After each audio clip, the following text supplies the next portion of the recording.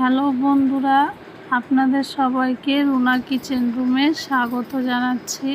আপনাদের জন্য আরও একটি নতুন রেসিপি নিয়ে হাজির হয়েছি। সে রেসিপিটি হলো চিংড়ি মাছের মালাইকারি। চিংড়ি মাছের মালাইকারি বানানোর জন্য দেখতেই পাচ্ছেন আমি একটু বড় সাইজের চিংড়ি মাছ নিয়েছি 250 গ্রাম। এখানে আগে থেকে চিংড়ি মাছটাকে ধুয়ে হলুদ লবণ দিয়ে মাখিয়ে রেখে দিয়েছি। আমি এখানে পেঁয়াজ বাটা নিয়েছি 1 বাটি। এখানে আদা রসুন বাটা 1 টেবিল স্পুন। আর এটা হচ্ছে নারিকেলের দুধ। আমি কড়াইটাকে ইন্ডাকশনে গরম করতে রেখে দিয়েছিলাম। এবার আমি তেলটাকে ঢেলে নেব। আমি তেলটা তেতে গেলে চিংড়ি মাছগুলোকে ভালোভাবে ভেজে নেব।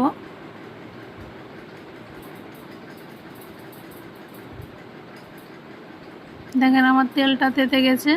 আমি এবার মাছগুলোকে আস্তে আস্তে দিয়ে নেব তেলে।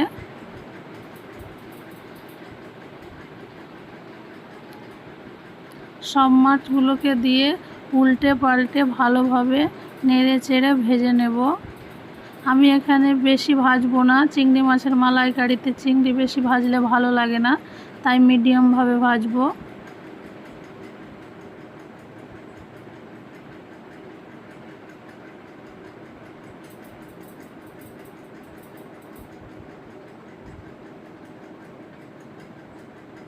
দেখেন বন্ধুরা, আমার হালকা ভাজা মতো হয়ে গেছে। আমি আর কিছুক্ষণ ভেজে নেব।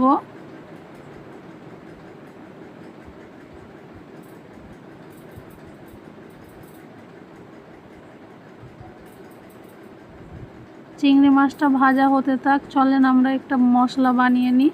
এখানে আমি 2 টেবিল স্পুন টক দই নিয়েছি।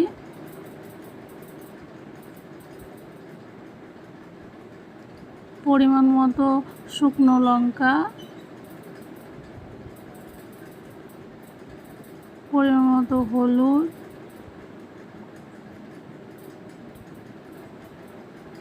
পরিমাণ মতো জিরে। আমি ভালোভাবে মিক্স করে নেব টক দইয়ের সাথে। ভালোভাবে ফাটাবেন, কারণ মিক্স করতে হবে ভালোভাবে, যাতে মশলার সাথে টক দইটা ভালোভাবে মিক্স হয়ে যায়।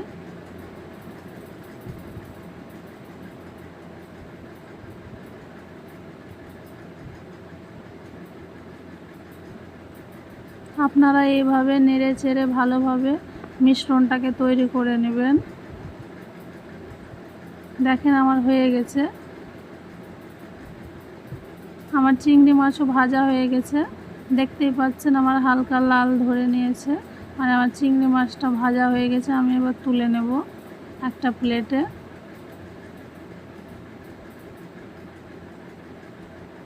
দেখেন আমার চিংড়ি মাছটা ভাজা হয়ে গেছে। আমি এই তেলেই আমি মশলাটাকে ভালোভাবে কষিয়ে নেব।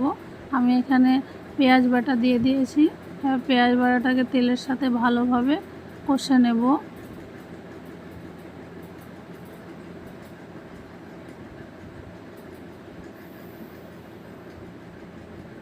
দেখেন আমার ফুটে গেছে পেঁয়াজটা। আমি এখানে আদা রসুন 1 চা চামচ দিয়ে দিয়েছি।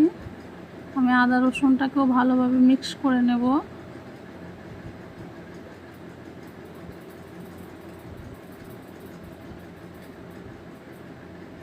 আমি যে আগে থেকে মশলাটা বানিয়ে রেখেছিলাম, ওই মশলাটাকে ঢেলে ভালোভাবে কষিয়ে নেব।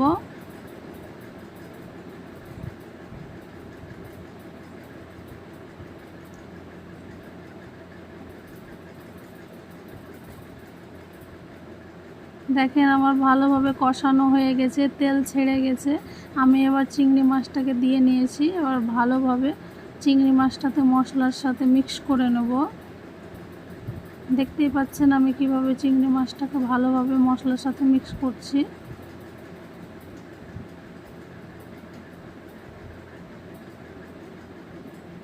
আপনারা এভাবে নেড়ে চেড়েই রান্নাটা করবেন, যাতে তলে না লেগে যায়। আমি যে দুধটা বানিয়ে রেখেছিলাম নারকেল দিয়ে, ওই দুধটা আমি ঢেলে নেব। আপনারা যদি গ্রেভি বেশি করতে চান তাহলে পুরোটাই দুধ দিয়ে দিবেন। আমি অল্প গ্রেভি করব, তার জন্য আমি অল্প পরিমাণের দুধটা দিয়েছি। আমি এবার নেড়ে চেড়ে ঢাকনা বন্ধ করে 5 থেকে 6 মিনিট রেখে দেব।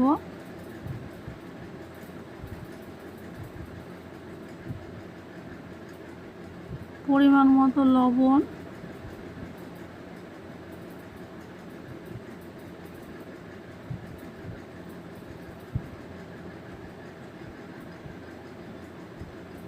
পাঁচ থেকে 6 মিনিট পর ফিরে এলাম। দেখতেই পাচ্ছেন আমার চিংড়ি মাছের মালাইকারিতে কত সুন্দর কালার হয়েছে।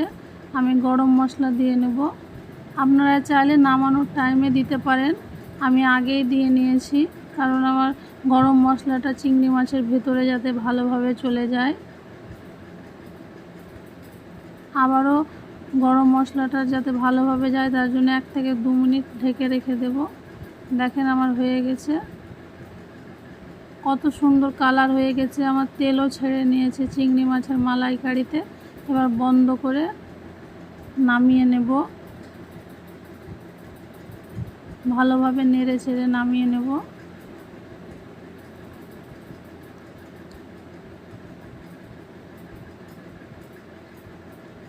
আপনাদের যদি এই রেসিপিটা ভালো লাগে তাহলে অবশ্যই আমার চ্যানেলকে সাবস্ক্রাইব করবেন।